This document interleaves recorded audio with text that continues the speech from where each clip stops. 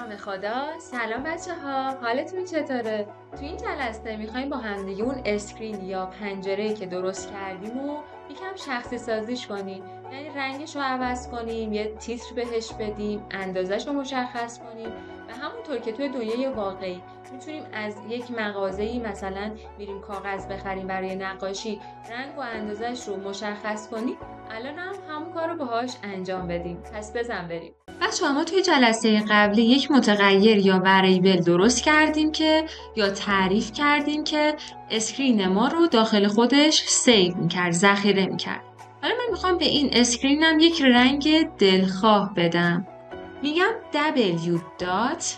وقتی میگم W دات در واقع دارم میگم که من میخوام یک سری متد یا ابزار در مورد اسکرینم استفاده کنم و این متدها رو بهش بدم و ببینم چه نتیجه‌ای داره. پس W دات رو به این علت میذارم، اسم وریبل اسکرینم رو گذاشتم، دات میذارم و حالا میخوام بهش رنگ بدم، میگم BG color. بچه BG color مخفف بک‌گراند کالره، بک‌گراند هم که یعنی پس زمینه. حالا من توی این پرانتز مثل پرانتز اسکرین و اکسیدان کلیک باش رفتار نمی کنم. توی این پرانتز باید یک مقدار بنویسم، یک آرگومان رو ارسال کنم. این یعنی چی؟ یعنی که من وقتی بهش میگم که به یک نقاش فرضاً میگم دیوار خونه ما رو رنگ کن، خب نباید بهش بگم چه رنگی، نباید بهش بگم چقدر رنگ کنه. پس اینجا مهمه که من رنگ این اسکرین رو مشخص کنم. اینجا انگار فعلش رو آوردم، حالا میخوام رنگش هم مشخص کنم.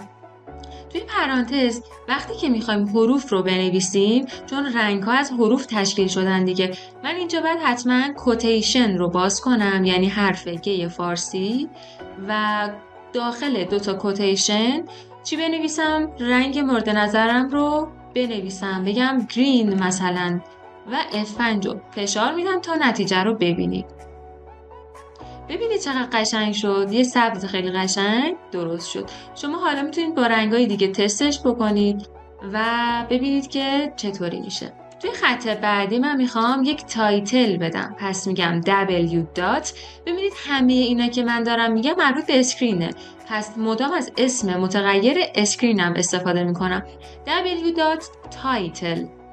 و وقتی که نوشتم پرانتز رو باز کردم، دوباره مقدار رو از من توقع داره که بنویسم داخل کوتیشن، بنویسم مثلا کنسولر و F5 رو که میزنم. ببینید این بالا برای من نوشت، کنار این پر قبلا این جمله نوشته نشده بود، فکر میکنم نوشته بود گرافیک دیزاین، حالا تا جایی که یادمه، یا ترتل، و حالا نوشته کنسولر.